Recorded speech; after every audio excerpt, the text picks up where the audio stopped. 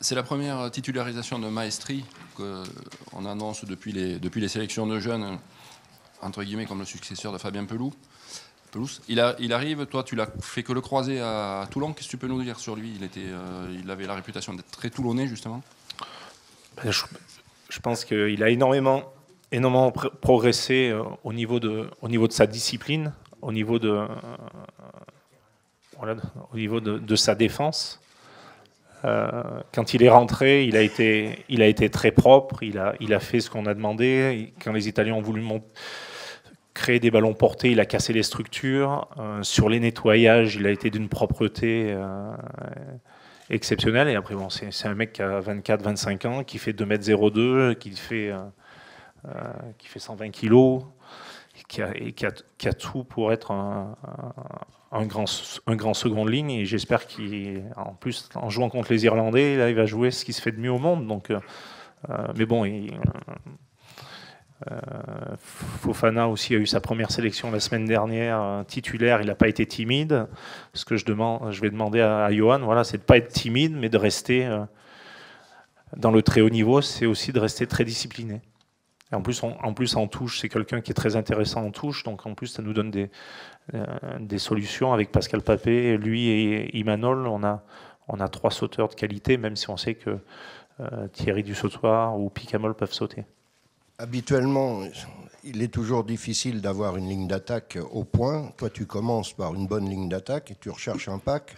Ce pack-là, tu veux l'améliorer en mêlée, bien sûr, en touche. Il y a beaucoup de choses à améliorer par rapport au premier match. Donc, c'est important, celui-ci. Ah ben c'est sûr. Hein. Bon, après, on connaît aussi l'exigence des joueurs et de Yannick Bru. Et on sait que au niveau de la conquête, on a manqué de régularité, on a manqué on n'a pas été très bon pendant 40-50 minutes sur le nettoyage, sur le premier soutien, sur la présentation du ballon. Après aussi du fait que les Italiens sont très lourds, ont un paquet très fort. Ça va être intéressant aussi de voir les Italiens contre les Anglais. Hein. Parce que je pense que le match va pas être facile pour les Anglais en Italie, mais donc on a voulu essayer de mettre les joueurs en concurrence, tout en sachant que après la vérité reste le match. Et après c'est les mêmes. De toute façon, on travaille avec ce groupe à l'entraînement, ils tournent en permanence, donc. Je ne pense pas qu'on aura de problème d'osmose parce que c'est les mêmes 22 qui ont joué contre l'Italie, sauf que voilà, il y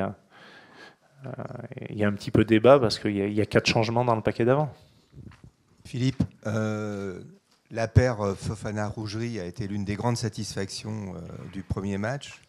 En quoi le test contre les Irlandais peut être différent pour eux? Parce que quand même les Irlandais...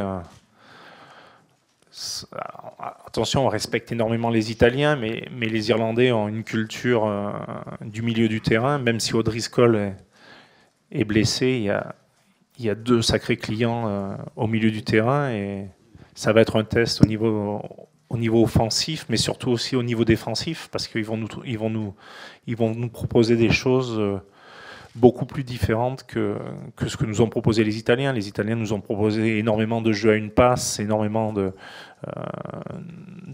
jeux sur de la puissance, sur du pick and go, sur du jeu à une passe. On a pu voir que les Irlandais étaient capables de faire ça, mais ils sont capables de nous faire du large. Donc, que ça soit la paire de centres, mais aussi notre équipe, défensivement, on va avoir des problèmes différents. Et c'est aussi ce qui est intéressant. Et voilà, on a encore quelques jours à travailler, mais le match de samedi va être très très intéressant. D'abord, on a envie de le gagner et on sait que ça va être dur, mais sur le contenu, parce que les Irlandais vont nous poser. Ça va être du très haut niveau. Voilà.